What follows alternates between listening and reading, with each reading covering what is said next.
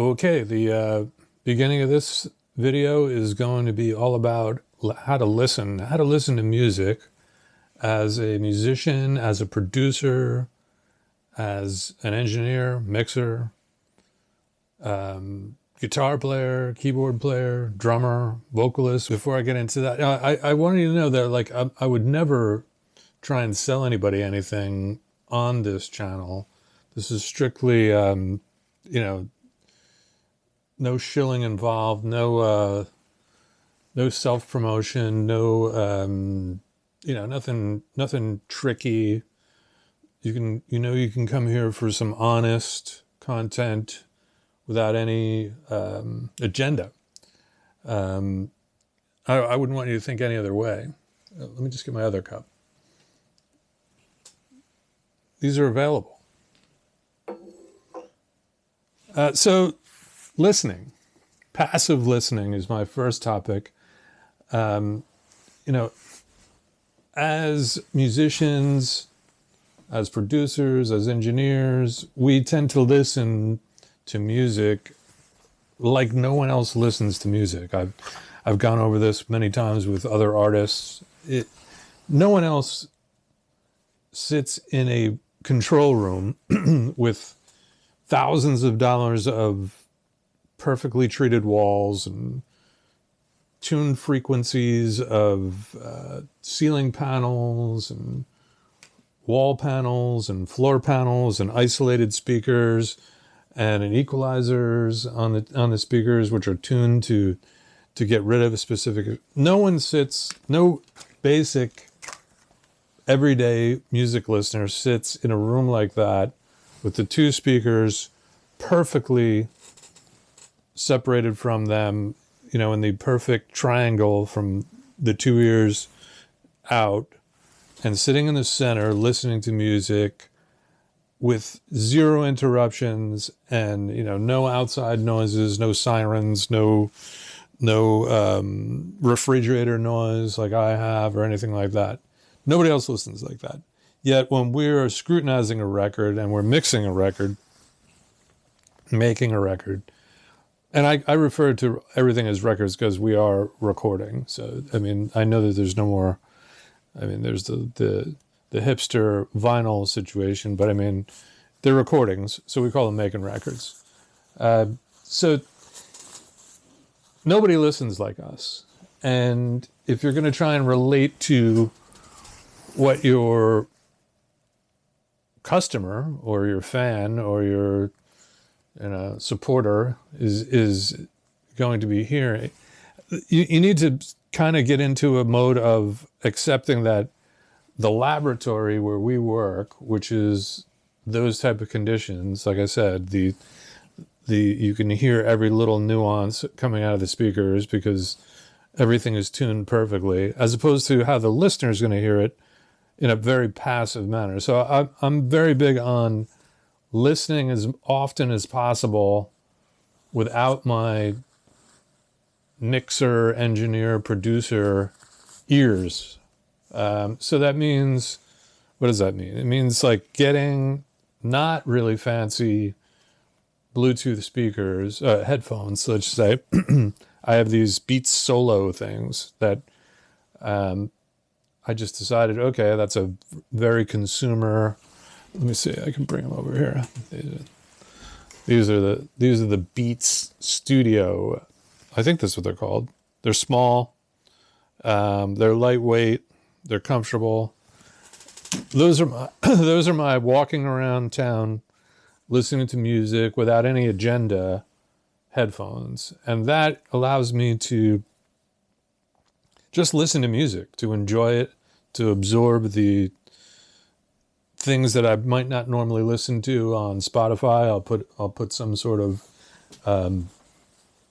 artist radio station on. Like the other day, I put on The Neighborhood and their radio playlist, and so I got to hear 20 songs that I might not normally run into, and in that environment of just walking around with a little bit of street noise, because they're not completely isolating and they're not noise canceling, I listen like a regular person listens to music, and taking in all the rest of the things in the city where I'm paying attention to crossing the street and where to get a good bagel and get another cup of coffee, as opposed to sitting there analyzing like, oh, am I hearing a lot of breaths on the vocal, or how bright is that kick drum? How pointy is the attack on the kick drum? Is the snare loud? Is it soft? It doesn't matter. It's like listening for pleasure, for like enjoying music, which ultimately I believe is the goal, and it's also why you get into listening. Cleaning, while you're cleaning your apartment or your house and you have stereo on, you could be in the other room hearing music, and that's a good way to reference. And what I look at as a way of building some sort of like intuition on balance and tones and the way things feel. So like a lot of people ask me, up and comers, they ask me, how do you go about adjusting the relationship with the bass drum and the bass guitar, or the bass drum and whatever bass element there is, typically a guitar, but it could be a synth bass or anything. Like, how do you go about balancing that relationship is a big question. And my answer is it's a feel thing. And if you're not listening to a lot of music and a lot of variety, then your intuition, your sense of, the feel of how you would like things to feel, is going to be out of whack if you're not a big listener. And, sometimes you have to focus in on a specific genre. If I'm working on an EDM track, let's just say as an example, then maybe for a few days or at least a day or two, I will put a lot of that stuff on. And, it's not like my thing, like it's not my kind of music that I get into, but I can understand it and I can learn how to relate to what the feel is for it. And I think that what happens is that you build up enough of a sense of like how things sound in that genre. Then when you go to start mixing your track or someone's track of that genre, you can relate. I mean, if you only listen to 70s rock and then somebody throws at you a jazz tune and jazz trio and says, I want you to mix this, you have no point of reference mentally. In your head, in your ears, in your gut, you have no point of reference if you're never listening to jazz. I used to run into guys in back like 90s, let's just say, who were rock dudes, rock engineers, who despised hip hop, and then they would get booked on a hip hop session because they were, there was a lot of them, and also it was about money. So like, the rock guy takes the hip hop session, and then I'm hearing from the client later when I go to work with them, like, what was up with that dude that you had working with us? I mean, it sounded like ass. My answer was, I don't know. I would plead the fifth, but I kind of had a sense of it. The guy just never listened to hip hop, didn't have a feel for that, never sat in a control room, in the studio, like, put on 4 or 5 tracks and rocked it, and you got a feel for like, what does that do to the room? What does a really good hip hop mix do to the room? Is it bouncing the speakers all over the place, or things like folding up, or is the snare really loud? Is it not? What kind of vocal level do they seem to like? Just important stuff on the listening tip. I'm going to keep going. Oh, so then the other way you want to listen, I already went over listening like in the other room kind of thing. You go out in the living room to like maybe, I don't know, look out the window, and you could be listening to what's going on in the other room, just to get a sense of, as music filters through a couple of rooms. I know guys that used to like to listen outside the control room door to hear if their vocal level was kind of right. I mean, if you could still hear the vocal a little bit through the door, then it was probably sitting okay. If it was, if you couldn't hear it, then maybe it needed to come up. If it was too loud and drowning out the track, then you knew you had to turn it down. I do occasionally listen in mono. Throw a mono speaker on, or hit a button on your playback system that folds things into mono. Preferably, you would turn off one of the speakers so that it was just coming out of one speaker. But there's definitely a lot of value in listening to some music in mono and getting a feel for that. Particularly, like a lot of old school guys used to use it for seeing where the vocal can sit, the lowest volume that the vocal could be at in mono, so that you can have the rest of the track be powerful. The other room, then the A/B thing. I knew guys who were legends that when I was first coming up, and I would walk in the room to just kind of hang out, and there they would be, listening to their peers, listening to other current records that were out, and jockeying back and forth. They'd have their mix up and some other relative mix, a commercially released CD, let's just say. They'd have that up, and they'd be kind of like A-Bing back and forth, like, okay, I can, I guess my vocal's a little hotter than theirs. Like, they're definitely pushing a lot more low end on the bass. Maybe I'm a little bright on the mids compared to them. And then, this is before mastering. And this is also before all kinds of pre-mastering would go on like it does now. Like, generally speaking, all those records you love from like the 90s, probably the 80s and the 70s, there was next to zero mastering done in the control room. It was all done by a mastering engineer. And it was almost considered like somewhat sacrilegious to put anything on the mix bus. Whereas today, because everyone's got everything at their disposal in a digital workstation, I mean, I know guys that are putting eight plugins on a mix bus. Whereas if you even dared to put a compressor on the mix bus back in the day, it was sort of frowned upon. It'd be like, what are you doing? Like, let the mastering guy do his thing, But now everybody wants everything hyped from the word go, and that's kind of where things have headed. I think it's going to wrap up the how to listen concept. I mean, there's a lot to it. I mean, I think listening might be the most important thing in making records. It's like how you listen, what's on your mind, like what mood you're in.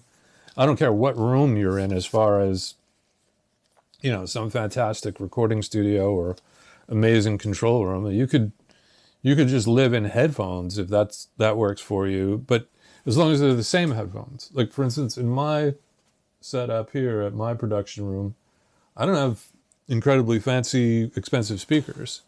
And I bought them at the time as a joke, as a backup pair to my expensive speakers. And then one day my expensive speakers weren't working so good because the power amp died. And I said, well, let me just throw these things on. And I put them on and I was like, well, that day went pretty well. Let me see how the next day goes. Next thing you know, that's all I'd listened to. And I got rid of I put the expensive ones in the other room for me to hang out. Let me get a sip. Hang out and listen to. I would, it's not a bad looking cup. They are available in the online store. Not that I'm trying to sell anybody anything, but so I have a quote here though. A thing I'd like to give you. I'm kind of done with the. If you're only here for the how to listen thing, I'm kind of done. Now I go into some of my other stuff, which is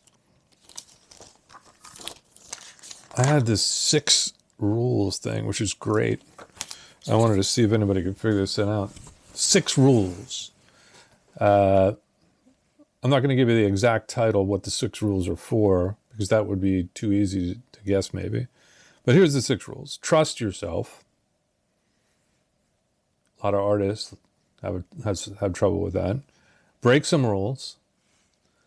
A lot of people in the entertainment business have issues with that because they're trying to conform, which is weird because as artists, you would think that you would understand that like breaking rules that's where it's at. I mean, that's how you get breakthrough artists, by breaking rules. Don't be afraid to fail, which, goes without saying, is not easy to really digest, but you can't be afraid to fail, and we all do constantly. My favorite in a lot of ways is number 4, avoid the naysayers. I'm very anti-naysayer. I mean, I'm not exactly the rah-rah cheerleader type, especially in the studio, and anyone that's been there with me knows that. It's one of my friends called me, one friend called me the butterfly crusher.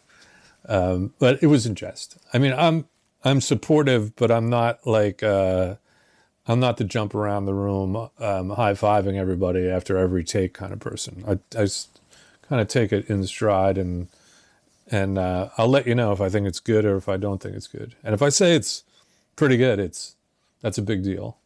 Today I gave an artist, I think it's very good. And I think she was kind of like shocked.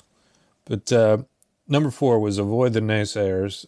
I can't stand naysayers. The ones that say like, well, how's that going to work? Or like, that'll never work. Oh, why would you do this? Why would you do that?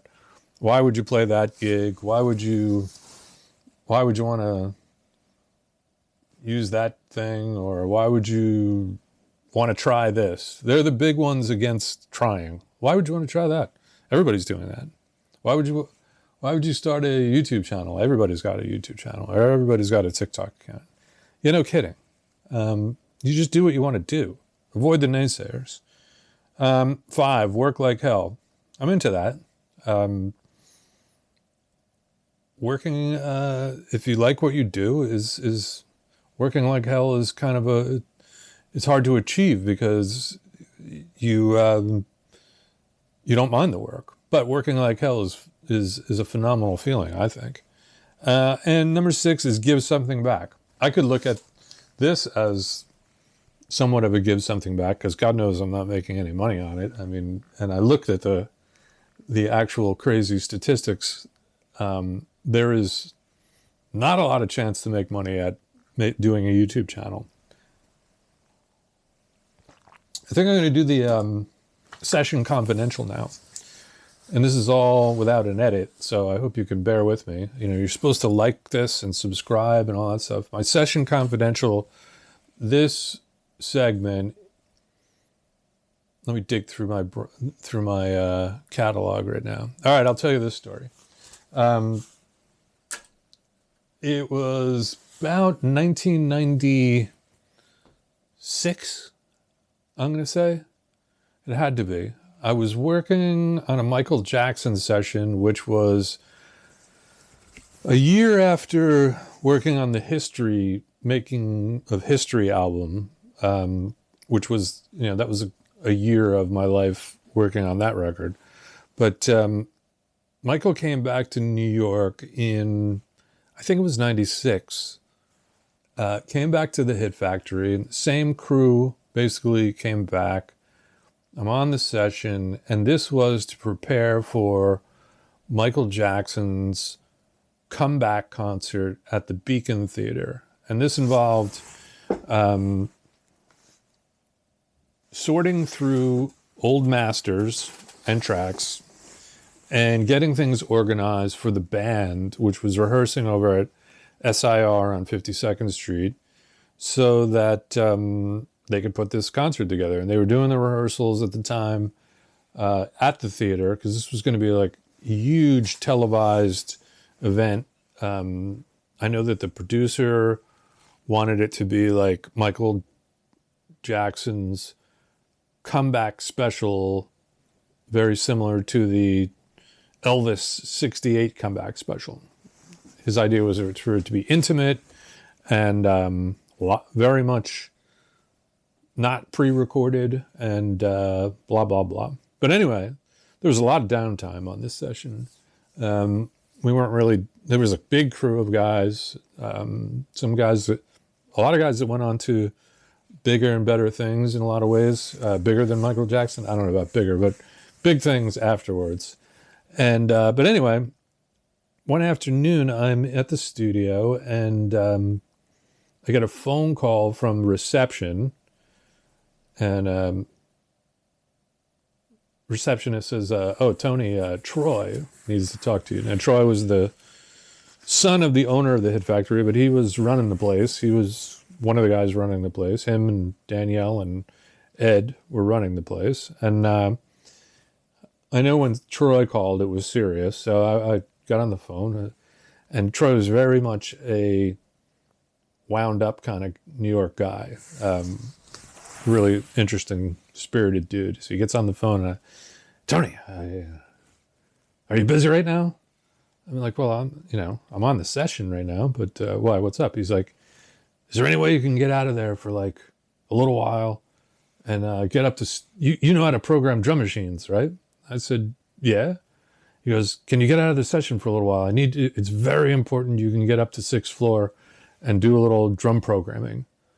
Go down to the rental company in the basement of the Hit Factory and get whatever you need and see Michael, who was an Irish kid, I can't remember his name, see Michael somebody, he's the assistant, and he'll take you up to the 6th floor. All right, so I go down the elevator to the basement, see my friend Brooke and her mom, Rose, maybe? I can't remember. I think it was Rose. Shit. I said, I need a drum machine to go up to the 6th floor with. And they said, pick out whatever you need, take whatever you want. So I see this Alesis HR-16, which was, kind of like a little bit of an older drum machine, but I had learned how to use it pretty extensively back in my New Jersey days. So I knew how it worked, and it was simple, and it had sounds already in it. I didn't have to load new sounds or anything. So I said, let me take that. I had no idea what I was going up for. So I take the drum machine, the little power supply. I get on one elevator, which takes you to the main level, and you got to switch elevators there. You got to walk down the hallway and get on this freight elevator thing to go up to the 6th floor, which was the Taj Mahal of recording studios. It was where they did the orchestras, and it was like a 75 by 75 foot room. If you were to ever just say, like, if I die and go to heaven, this is like what a recording studio is going to look like.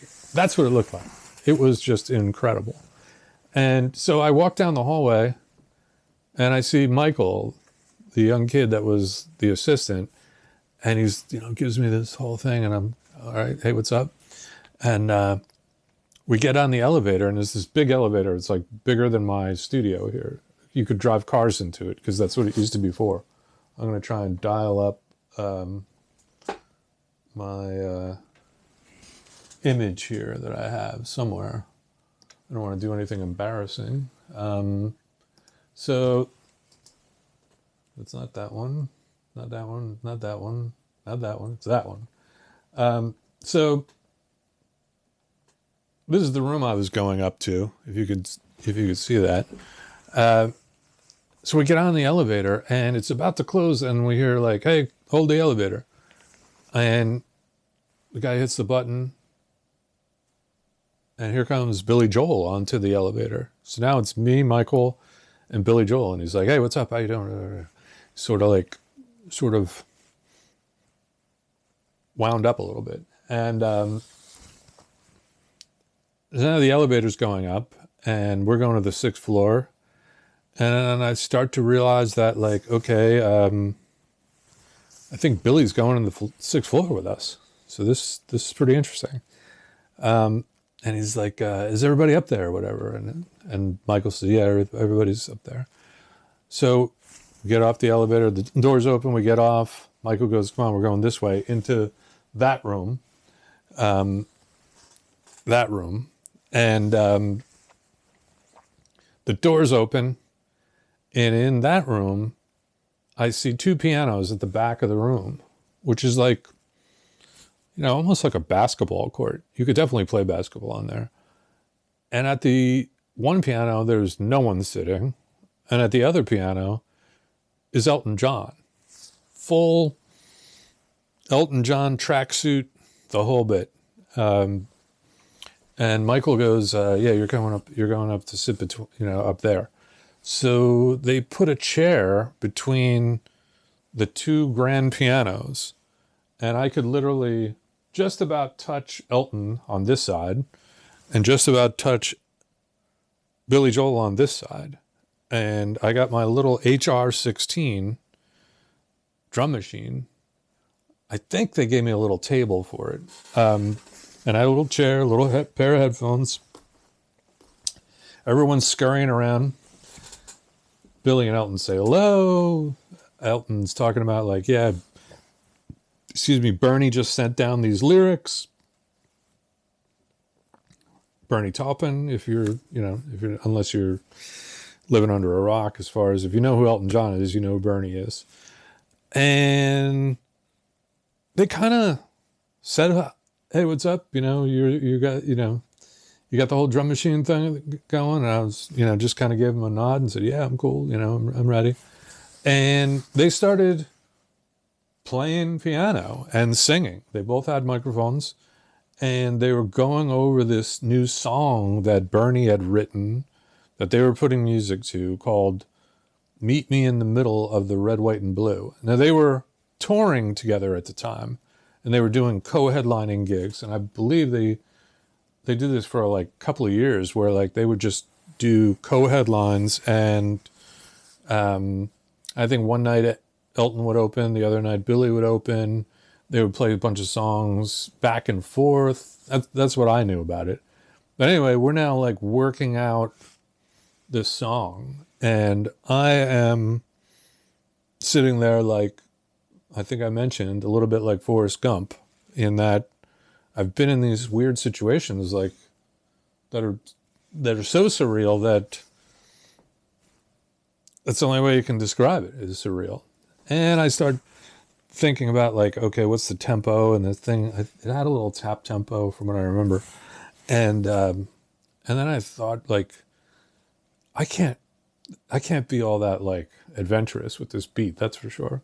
So I literally just tapped in like, boom, ch, boom, boom, ch, and an eighth note hi-hat, and just got it to the point where I was like, okay, like I have something, even though they couldn't hear what I was doing.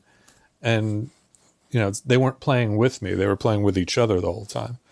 And they must have done this for like 20 minutes. And, a little bit of like fun stuff was Elton playing the piano, going like, yeah, it's a little bit like we could do a little bit of like a Daniel thing. And he starts singing a little bit of Daniel. And then Billy, not to be outdone, did a little bit of like New York State of Mind-ish kind of piano thing. He's like, yeah, I could probably do something like this. And one of the things I noticed was that like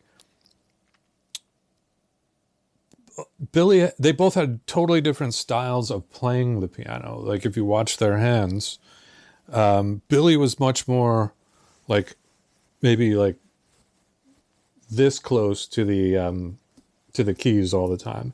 Elton was literally like, his hands were, I'd swear they were coming up 3 feet at a time, pounding the keys. So anyway, all of a sudden they just turned to me and they're like, you got anything on the drum machine? And I was like, oh yeah, I got, I have this, and I hit my boom, ch, boom, boom, ch. And they're like, cool. That sounds like that feels like the right tempo. Let's take one. And I think I just spit. And so all the way across the room in the control room, is the crew, and I believe the guy's name was Chris Turgeson. Maybe he was a veteran engineer guy. He was in the room, and the kid Mike, and they pressed over the loudspeaker thing like, yeah, go ahead, we're rolling. And so I hit play on the drum machine, and these two dudes played, sang. I don't remember who sang what, if they went back. I think they went back and forth a bit. Like, they took turns on the verses. And then, like, they were so pro that they just kind of, like, put down a scratch version of this song in basically one take. I don't remember doing more than one take. So we got done with that, and they're like, oh, okay, let's go take a listen. So we go into the big control room, and, you know, Elton's manager's there. There's people scurrying around, like techie people and stuff. And they had recorded it to just a 2-track digital audio tape. Played it back, listened to it. I don't remember what it sounded like. I remember thinking, like, this is bizarre. And they kind of, like, listened once, said to each other, like, cool, all right, then we got the idea down and everything's cool. And, you know, they both sort of turned to me and said, you know, thank you. And they said thank you to everybody else in the room, and whoosh, they were out of there. Never saw them again.